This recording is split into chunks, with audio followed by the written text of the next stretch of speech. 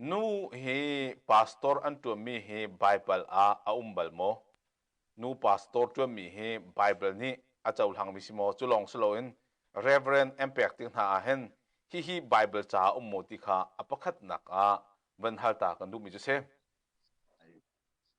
Bible a hin nu pasita antuan na khi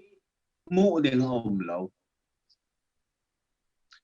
hi kai ken kriya khwai khri fa bu arian tuan tu atimi Phoebe pasita aselo ti kha afiang pasita rian tuan tu aselo khri fa bu I khwai tu khri fa upa di khon merang ne antimi lekha abe fang ni aso du se so cha ni hin nia hin pasita nu pasita pau pau hi how ni dan man dia chon toi de ka chim lai mo liberal khri fa bu pau pau ni nu pasitan an volei chunga evangelical fundamental pau ni zai tek man an nu pasitan hang lo zai cha bible om lo ti an ti cha nu pasita amang tu cho liberal zoom tu na an si imi songka kan thia here chon ke ma pum pak sum na ke ma pum pak sum na an ka hal ton nu hi pasita de ga zaitin ti an ka hali ka le nak chu vangai bak lo dingin a pum pe mi nu asia chun reverend tiangin pek song a tha ko asinan nu kha va angai ri bak in pasita arian hangol bak pese deja bible ni nu chu chung khar khoi tu si cha va ane I chung khar pa ane ya chun a pasita arian kha automatic pakin angol pak ding se angol du lo we atun chi ko si chun va ngei mi pa ngei mi pasita arian tuan ti bi bible a bak lo mi si sa ase ko lo ya ka ti atuahin kalemi tahana kin Salem Baptist chatti mi khi adir tulaka kai telbe chon ke ma ya mai sapika rian tuan tu anda kalak misi Salem Baptist sada atu hi Salem Baptist sada pasita an senior pastor chu nu siri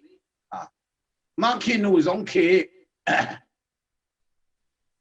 vai ni vai thum ka di tong sang ama ani akati mi chu sia pa ke chu mu va kanai asia chan kangai inni bakin pasitarian in aswak ti arakatite atu tiang vane lo anei thai lai ka zoom lo malai coding zong ski lo o pa cha le chu cha vangai lo bakin boy parian ka thon lai ati sia chun ke ji ka pum pak zoom na pasita zong tuan se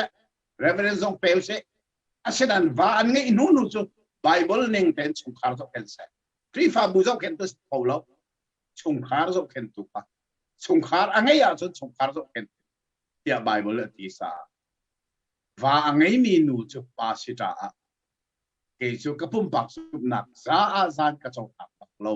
a chu sa chun a tu va ngai mi pasita ka pu na hin ka thin long en pasita ka chong lang rum pa lo pakat no ka chong lang bible kha abe pi bi ka si sa si ti ka pa deng ban chim do mi se maka zon te akhan van hal than ta ka tu mi chu atu a pastor rian an tu ne khri fa bu ni reverend an sok piang na reverend an pek na chu US Evangelicals lo US pastor tam pi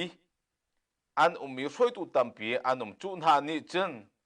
reverend sinak ban sok piak u an tin ha reverend an sok ter an pek mi na ka ta atua liberal tuk an si cha mo asing ha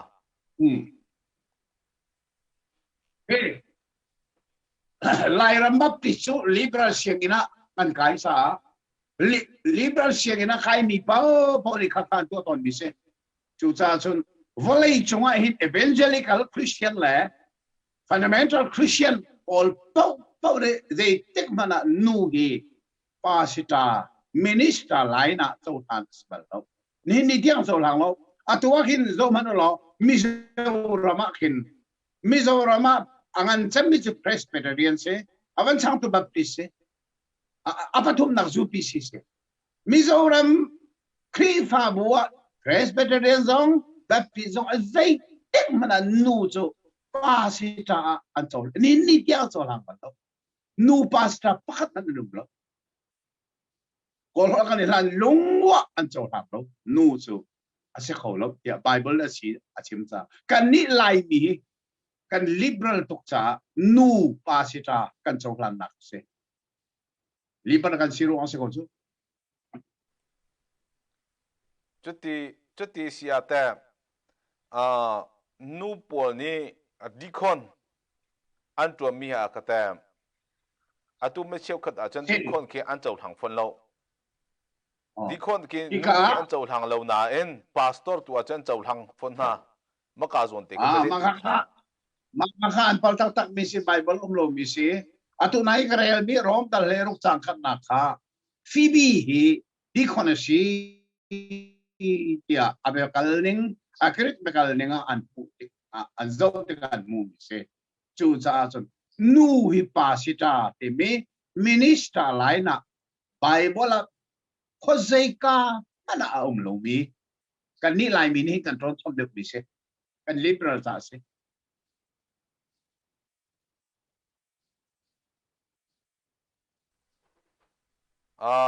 atu ikan halmi he atu a US lei a am han ngai mi si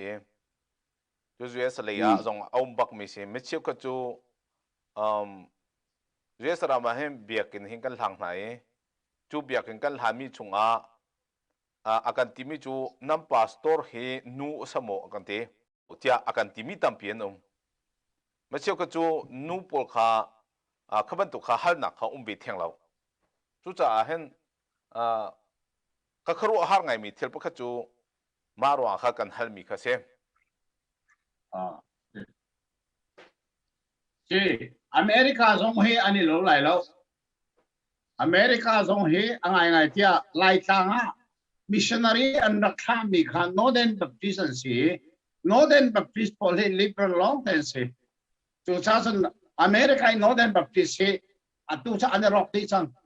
an biak zong along di Muslim mirum polen chok to ma ko le an liberal tok sa an rock di chu cha san atoi nak teng chim ko lai nu pa si trai at chau lang tu pau pau hi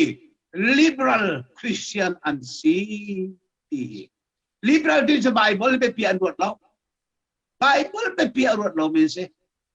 Bible hi nol ngai tu sang big asitia bapti tai keng pasari la ka pakhat na kasi ma chu atay mi pau pau ni nu pa si tran chau lang lai lo nu pa si ta a chau lang tu chu bapti tai keng pakhat na biblical authority ti bi atlai du ti lo atha tu long se Bible nol ngai na atha tu kri fa bu long ni nu pa si ta hin chau lan lai na chu si ko ru landing zong om lo chai landing zong om lo nu pasita achau lang tu pau chu liberal Christian and si kan thei a her mi se ko chu ate atua oneness pol hi te nu hi pastor hi an chau lang mo nang man na thei ding a ka thei lo an chau lang ka thei lo an chau lang lai ka thei lo an chau lang hi ka zum lo nu hi ka thei ko to ka nu pasita ka mun ha lo se khatiang kha ma chate Bible cha khi an chong tung e Bible siang kai tung a chun Bible pastor tuan ding khi an se phone chutika vanai e pastor ngol ding in Bible siang kai chu a har ta tak mi si vi cho chu cha Bible siang kai mi nu an tap ngai phone la me he an kai se ko Bible siang kai cho swallow kai ko na se asenan Bible siang an kai ruwa pasita laina an lut nai ti mi Bible a lo cha pasita laina lut lovin an chon kho mirian pathian rian cha pasita lon ton ding salo ton ning phun tam piom chu cha chon pasita lain kher khari Bible siang kai lu itim ti mi ka chim chang kha liberal pol long ni nu pa sitan song tang liberal asilaumi evangelical le biblical fundamental Christian pau ni nu pa sita aso lang bi volay chunga pakhat man anum ri lo akathei tang lu se ko se Bible akatu kan ro mi hi Bible se cha among Bible la kan hal e Bible in kan li e chuti si pathian rian tuan tu khal na I an pi le khi ta chunaga atua res le kan umtika pathian rian an tuam pa bu in company an tu pa chun pathian rian an tuam pa bu in dor na an tu pa pathian rian an tuam pa bu in ki dum ka pin ha an tu pia an tu pa ma chu an pi le kha dor na an tu khiban tu ka kan te Bible he akal mi ummo chun Bible ni a chong hang ha mo recommend se lo zo chun o kha hen Mizoram hi zo chun o an tak ngai Mizoram ma chun pa sita chuan mi chu anu pi zo za rian to na nga bak lo ani phuak bak anu pi zo an phu na chu chun Mizoram ma chun khaban tuk dor te na to zong kha pakhat man sen na lo chun dor chu sim lovin anin pongi an tam dum te ma tu zong kha